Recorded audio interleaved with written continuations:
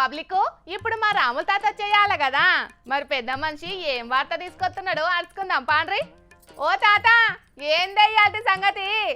అయిపోయిందిరా లచ్చ, అంతా అయిపోయింది. నేను అనుకున్నంత పని అయిపోయిందిరా లచ్చ. ఏం చేయాలి? అప్పు చేసి పత్తిత్తులు కొనుకొచ్చి పెడితే అవి మొలవలే. ఇవి అత్తరన్న మళ్ళీ పత్తిత్తులు కొనుకొచ్చి పెడదామంటే నా ఆశ అడవి కాసిన నెల అయిపోయిందిరా లచ్చ.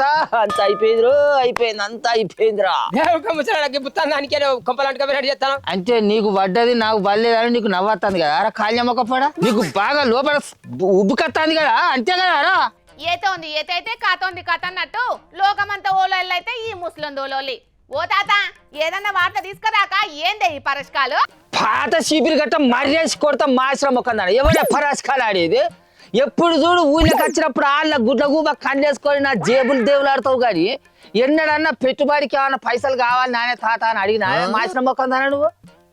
ఓహో నువ్వు గనక చేస్తున్నావు ఎకరాలకి ఎకరాలకి వ్యవసమని పెట్టుబడికి పైసలు కావాలన్నా అని అడగాలనా ముసలోడా?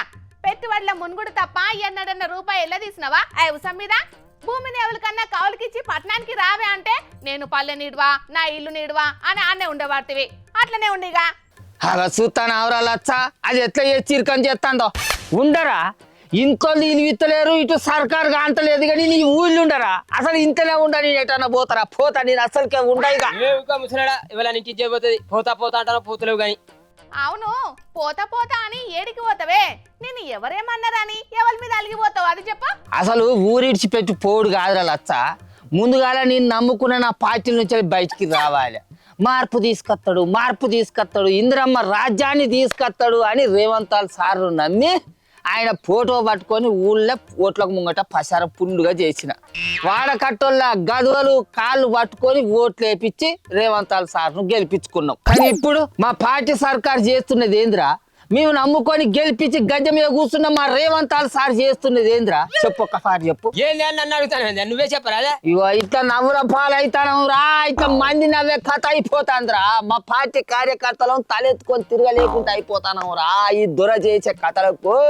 ఏహే ఇంతకు నీకు నీ సొంత కాంగ్రెస్ పార్టీలో జరిగిన అన్యాయం ఏందో చెప్పరా ముసలోడా?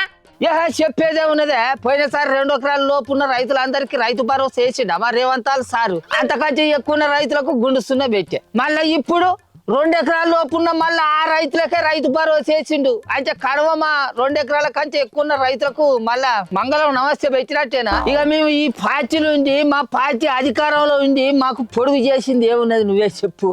అరే ఇయ్యాల కాకపోతే రేపో ఎల్లుండో ఎత్తడు కావచ్చు తీయరాదే. ఎందుకు నారాజు అయితే నువ్వు చెప్పు.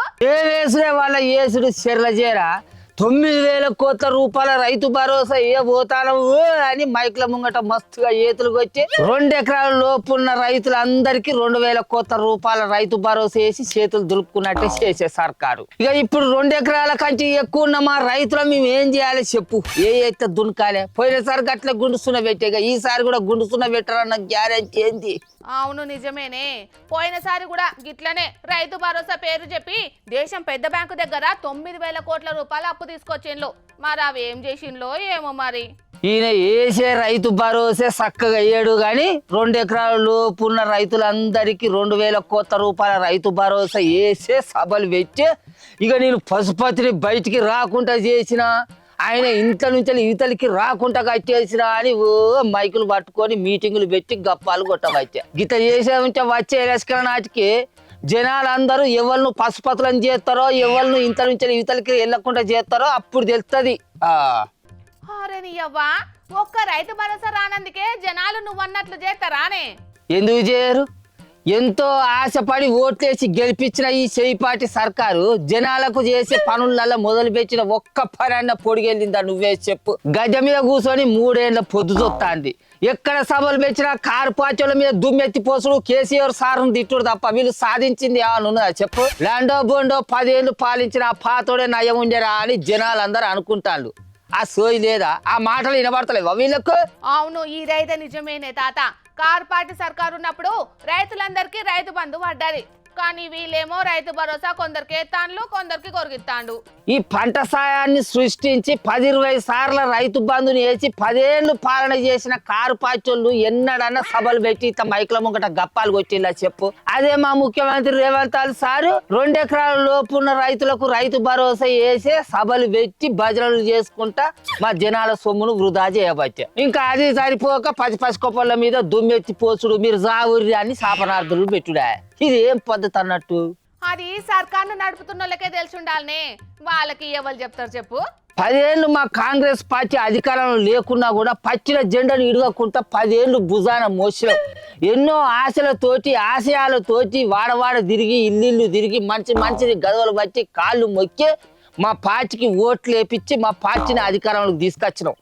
అసలు మా పార్టీ దిగిపోయిన సర్కారు కంటే మంచిగా పనిచేస్తేనే కదా మా పార్టీ కార్యకర్తలు ఊళ్ళల్లో తలెత్తుకొని తిరిగేది. మా పార్టీ చేయి పార్టీ అని మేము ఎట్లా చెప్పుకొని తిరగాలి చెప్పు? ఇచ్చిన మాట ప్రకారం చేయకపోయినా ఎందుకు చేయలేకపోతున్నాం అనేది జనాలకు కనీసం అర్థమయ్యేటట్టన్నా చెప్పాలి కదనే. ఇది ఒక పద్ధతి, ఓ తరీకా. రేవంత్ రెడ్డి సార్ ఎక్కడ సభలు పెట్టినా కూడా ఇగో మా చేయి పార్టీ సర్కారు అధికారంలోకి వచ్చినాక జనాలకి ఈ పని చేసినాం. పోయినసారి సర్కారు ఇది చేయలేదు. ఇగో ఇప్పుడు మేము ఈ పని చేయాలనుకున్నాం కానీ చేయలేకపోతాను. ఎందుకంటే ఇది పోయినసారి సర్కారు చేసిన తప్పిదం అని చెప్పుకోవాలి. జనాలందరికీ అర్థమయ్యేటట్టు ఒక తరీకెంబడి చెప్పుకుంటే మాకు కూడా అర్థమవుతుంది, మేము కూడా సర్కారుని అర్థం చేసుకుంటాం. ఆ సోయి లేదు కానీ ఎప్పుడు మీటింగులు పెట్టినా నీ అక్క 3 ఏళ్ళ పొద్దుది వచ్చినా కూడా పసిక పొలను తిట్టుడేనా. కేసీఆర్ సాగాలి, కేసీఆర్ ఉరేసుకోవాలి, హుస్సేన్ సాగర్ దునకాలి. ఏం పద్ధతి అన్నట్టు? గిట్ల పసిక పొలను తిట్టేటందుకేనా రేవంత్ రెడ్డి సార్కు ఓట్లు వేసి గెలిపించుకొని ముఖ్యమంత్రిని చేసింది? సరే కానీ నువ్వు పార్టీ ఎప్పుడు మారుతానో చెప్పు. సుఖ దుఃఖం లేనోడట. అయ్యా నేను అంత మా ముఖ్యమంత్రి రేవంత్ రెడ్డి సార్ మాటలేం మాట్లాడగాని తీరా సుఖ దుఃఖం లేనోడట. సూదులకు దారం ఎక్కుతలేదా అని ఎక్కెక్కి ఏడ్చిందట. ఒక గట్టున్నది అలకదా కూడా నీ కథ కూడా. నేను పార్టీ మారాలని బాగా ఎదురు చూస్తాను వారా. అరే కచ్చెక్కున్న కచ్చిరా నీ. మా ముసలోడు అలా మంచి ఫైర్ మీద ఉన్నాడు. ఈయనతోటి ఇంతకంటే ఎక్కువ మాట్లాడితే కయ్య మీదికి లేచేటట్టే ఉన్నాడు. కానీ మా ముసలోడు అనుమానం పడుతున్నట్టు రైతు భరోసా మీద కోసాకర్కి సర్కారు ఏం చేస్తుందో ఏందో మరి. పోయిన పసలకు సుతాం గిట్లనే విడతల వారిగా ఎత్తామని చెప్పిండ్రు కానీ అందరికీ వేయనే లేదు. ఇప్పుడు సుతాం విడతల వారిగా అందరికీ వేస్తామని అంటున్నారు కానీ ఆ పైసలు పడేదాకా నమ్మిక లేదంటున్నారు చాలా మంది రైతులు. చూడాలి మరి రేవంత్ అన్న చెప్పినట్టు మాట మీద నిల్చుంటాడో ఏందనేది.